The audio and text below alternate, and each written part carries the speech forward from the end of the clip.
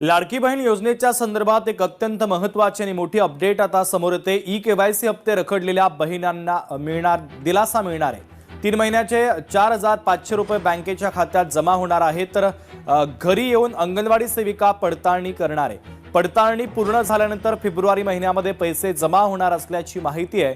त्यामुळे आता लाडक्या बहिणींना मोठा दिलासा मिळतोय। या गरीबाला मदतीचा हात देणारा निर्णय आम्ही घेतला, याचा आम्हाला आनंद आहे, समाधान आहे। आणि अनेक लोक निवडणूक काळामध्ये निवडणूक आयोगाला पत्र दिलं ही योजना बंद करा म्हणून, पैसे थांबवा म्हणून। पण मी तुम्हाला सांगतो, आता 3 महिन्याचे एकदम 4500 रुपये तुमच्या खात्यामध्ये जमा होणार आहे।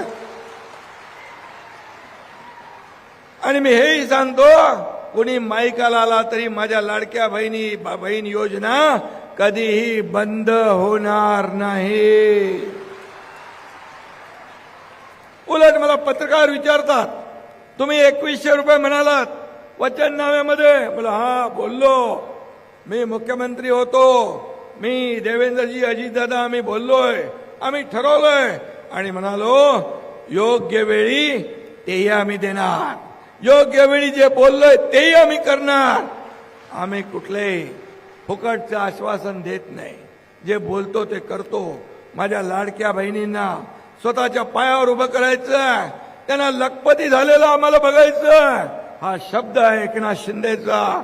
तुम्हाला मी सांगतो, जे बोलतो आम्ही ते करतो। आज माझ्या लाडक्या बहिणी इथं आहेत, मी देखील गरिबी पाहिली आहे। मी शेतकरी कुटुंबातून आलोय, शेतकऱ्याचा मुलगा आहे।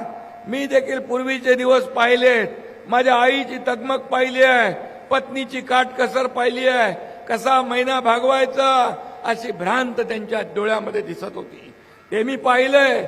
आणि मी जेव्हा मुख्यमंत्री झालो तेव्हा मी ठरवलं या माझ्या माता भगिनींसाठी काहीतरी करायचं, आणि तिथूनच मुख्यमंत्री माझी लाडकी बहीण योजना सुरू झाली।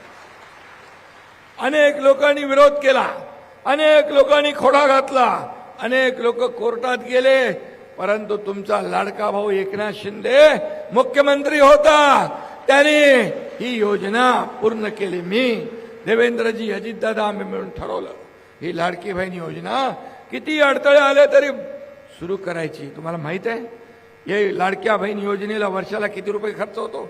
45,000 कोटी रुपये वर्षाचा खर्च। लोक हिम्मत करत नव्हते, पण मुख्यमंत्री एकनाथ शिंदे मी होतो आणि माझ्या सहकार्यांना दोन्ही उपमुख्यमंत्र्यांनी सांगितलं हा धाडसी निर्णय आपल्याला घ्यावाच लागेल, आणि तो आम्ही घेतला। योजना सुरू झाली। माझ्या लाडक्या बहिणी आपल्या प्रपंचाला आधार देऊ लागल्या, आपल्या प्रपंचाचं छोटं मोठं काम करू लागल्या। मुलांच्या फी असतील, घरातल्या माणसाचा आजारपण असेल, हे करू लागल्या।